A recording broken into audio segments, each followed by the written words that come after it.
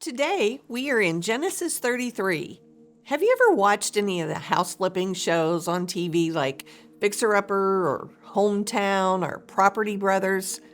I confess that I usually watch the beginning to see the old mess and then skip to the end to see the new or the transformation or restoration. This is kind of an example of the relationship between Jacob and Esau in chapter 33. Jacob and his mother schemed, and they stole Jacob's brother Esau's birthright, or his blessing from his father, or his inheritance.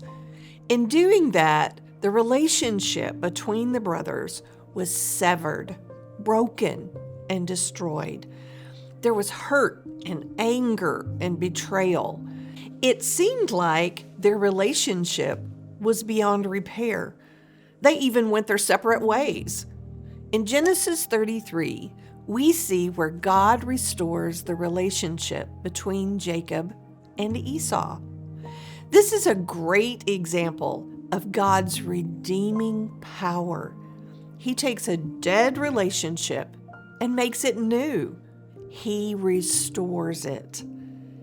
Reconciliation is defined as restoration of fractured relationships by overcoming grief, pain, and anger. True reconciliation begins with humbling ourselves, desiring to be forgiven, and seeing restoration with others and with God. What if the other party has offended you? Do we then live our lives in relationships like Jacob and Esau? Silence and hurt because we are not willing to be the first in the process of loving relationship, loving restoration? Reconciliation can be difficult, hard, even a bit frightening. Jacob wasn't sure how the whole meeting with Esau was going to play out. He was afraid for his family and for himself. Emotions were high, suspicions were present. Is this the real thing? Will he really forgive? We must be committed to restoration for it to truly happen. Jacob made plans, but kept walking. We must also commit ourselves, our motives, and our hearts to God in prayer so that we can forgive and be forgiven. We must also be willing to humble ourselves. Maybe we were wronged, or maybe we wronged, but by humbling ourselves, we set the stage for reconciliation to happen. Let's ask ourselves, how can we show humility to the person that we're estranged from? Not being humble not only prevents restoration in our relationships with people, but also with God. In James 4:6, it says, God resists the proud, but gives grace to the humble. Reconciliation requires that we step forward in humility and vulnerability. You could be hurt again. Jacob didn't know the outcome of his meeting with Esau, but he went ahead and stepped forward.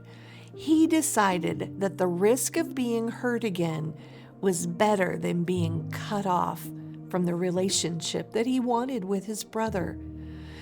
Esau embraced Jacob, and there was forgiveness and restoration. In verse 10, Jacob said, "Seeing your face is like seeing the face of God." There was release and relief. Forgiveness is letting go of hurt in the past.